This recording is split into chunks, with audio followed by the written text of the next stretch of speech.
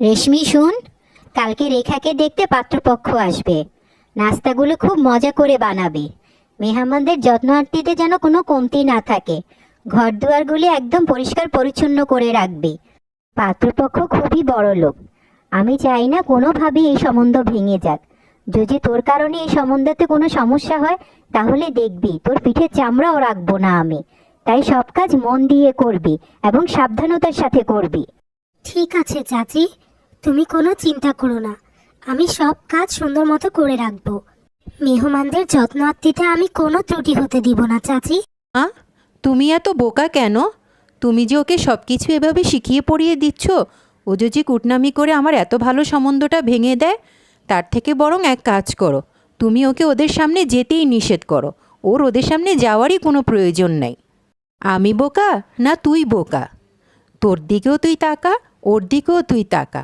তোর মতো এত সুন্দর স্মার্ট মেয়ে ছেড়ে কেউ এরকম পাতিলের তলা কালো কুচকুচে মেয়েকে বিয়ে করবে? কি যে বলিস না রেখা তুই, তোর আরেকটু বুদ্ধিশুদ্ধি বাড়া, তা না হলে পরের ঘরে গিয়ে সব কিছু ম্যানেজ করবি কিভাবে? কি করব চাচি, আমাকে তো বিধাতাই কালো বানিয়ে পাঠিয়েছে, এতে তো আমার কোনো হাত নেই। আর তুই চিন্তা করিস না রেখা, তোর বিয়েতে আমি কোনো ব্যাঘাত ঘটাবো না। তুই আমাকে যাই ভাবিস না কেন, আমি তোকে নিজের ছোট বোনের মতোই দেখি। তোর একটা ভালো জায়গায় বিয়ে হলে আমার চেয়ে খুশি বোধ হয় আর কেউ হবে না। হয়েছে হয়েছে, আর আদিক্ষেতা দেখাতে হবে না। কোন দিক দিয়ে তুমি তোমাকে আমার বড় বোনের মতো মনে করো? আমার বড় বোন হওয়ার কোনো যোগ্যতা আছে তোমার? এ সমস্ত কথা শুনলেও গা জ্বলে যায়। এখন যাও, এখানে সময় নষ্ট না করে কাজে মন দাও।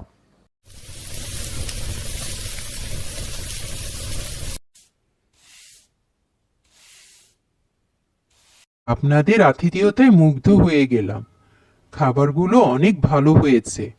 মনে হচ্ছে আমার ভাগিনার জন্য একটা গুণবতী বউ পেতে যাচ্ছি। রান্নাগুলো কি আমাদের বৌমা করেছে? কে আর করবে ভাই সাহেব, সব কিছু আমার মেয়েই রান্না করেছে। আমার মেয়ে দেখতে যেমন রূপবতী, কাজেও ঠিক তেমনি গুণবতী। আমাকে তো সংসারের কোনো কাজ করতেই দেয় না। এই সংসারের সব কাজ ও একা হাতেই সামলায়। তা তো বটেই, তা তো বটেই। আমার ভাগিনার ভাগ্য খুবই ভালো যে এরকম একটা গুণবতী বউ পেতে যাচ্ছে। তা যে মেয়েটা আমাদেরকে খাবার দাবার এগিয়ে দিল, সে কে ভাবি? মেয়েটি খুবই গরিব। যদিও আমার মেয়ে সংসারের সব কাজ একা হাতেই সামলায়, তারপরেও টুকিটাকি কাজে সাহায্য করার জন্য রেখে দিয়েছি। গরিব মানুষ তো, ফেলে দিতে পারিনি। ছি সীমা, ছি! তুমি এভাবে বলতে পারলে? আপনারা কিছু মনে করবেন না, ও আমাদের বাড়ির কাজের মেয়ে না, ও হচ্ছে আমার বড় ভাইয়ের মেয়ে। আমার বড় ভাই মারা যাওয়ার পরেও আমার কাছেই থাকে। আজ আপনারা যা যা খেয়েছেন সব ওই রান্না করেছে। ওই একা হাতে আমার পুরো সংসারটা সামলিয়ে রাখে।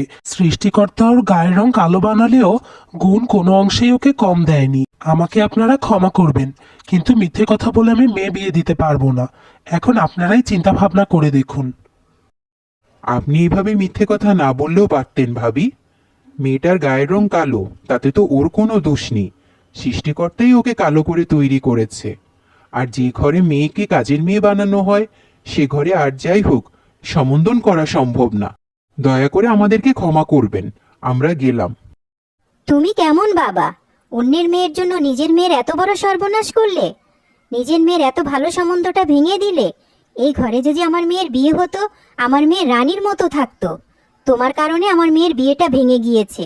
এই কালো কুচকুচে মেয়েটার জন্য তোমার মায়া হলো, আর নিজের মেয়ের জন্য তোমার কোনো ভালোবাসা নেই। আমি যা করেছি ঠিকই করেছি। রেখা যেমন আমার মেয়ে, রেশমিও আমার মেয়ে। এক মেয়েকে রাজরানী বানিয়ে আরেক মেয়েকে আমি কাজের মেয়ে বানাতে পারবো না।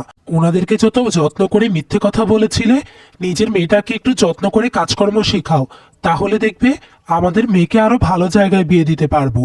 তখন আর মেয়েকে বিয়ে দেওয়ার জন্য তোমার মিথ্যার আশ্রয় নিতে হবে না। হায় কপাল, আমার গায়ের রং কালো, এটা কি আমার দোষ? হে বিধাতা, তুমি আমায় কেন কালো করে পাঠালে? আজ যদি আমার গায়ের রং কালো না হতো, তাহলে চাচাকে আমার জন্য এভাবে চাচির সাথে যুদ্ধ করতে হতো না। চাচিও আমাকে রেখার মতো ভালোবাসতো। রেখা, এই রেখা, তুমি কাঁদছো কেন? তুমি এভাবে কেঁদো না। তুমি যদি চাও, তোমার মনের যে কোনো একটা ইচ্ছে আমি পূরণ করে দিতে পারি। আমি হলাম ইচ্ছে পূরণ করে। আমি মানুষের ইচ্ছে পূরণ করতে পারি। আমি এখান দিয়ে যাওয়ার সময় তোমার কান্না দেখে আমি এখানে এসেছি। তুমি তোমার যে কোনো একটা ইচ্ছের কথা বলো, আমি পূরণ করে দিচ্ছি। তাও তুমি কেঁদো না। তুমি সত্যি বলছো পরি? তুমি আমার ইচ্ছে পূরণ করবে? তাহলে তুমি আমাকে ফর্সা করে দাও, আমার গায়ের রং সোনার মতো করে দাও। দয়া করো পরি। তুমি খুবই ভালো মেয়ে, তোমার একদম লোভ নেই। তুমি আমার কাছে খুবই সামান্য জিনিস চেয়েছো। ঠিক আছে, তুমি যা চেয়েছো আমি তোমাকে তার থেকে দ্বিগুণ দিয়ে যাচ্ছি। সেটা তুমি সময় মতো দেখতে পাবে। আজকে আমি গেলাম, তুমি ভালো থেকো।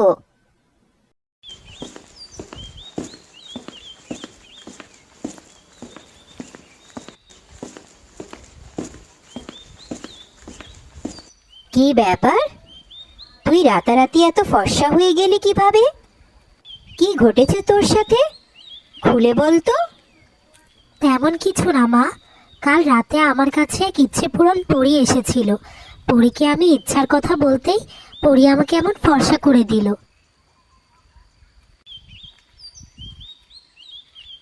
রেখা, দেখ কি অবাক কাণ্ড। ও যেদিক দিয়ে হেঁটে যাচ্ছে সেদিক দিয়ে সোনার মোহর পড়তেছে।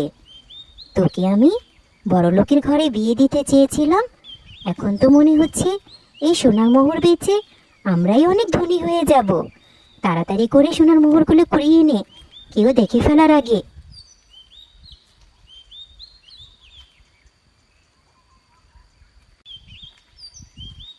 ওহ ওহ, আমার হাত জ্বলে যাচ্ছে।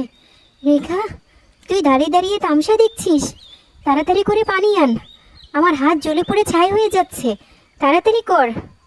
কি হয়েছে চাচি? তুমি চিৎকার করছো কেন? তোমার হাত পড়লো কিভাবে হঠাৎ করে? ডাইনি মেয়ে, তোর কারণেই আমার হাত পড়ে গেছে। আবার তুই আমার সাথে চালাকি করছিস। তুই কি করেছিস বল?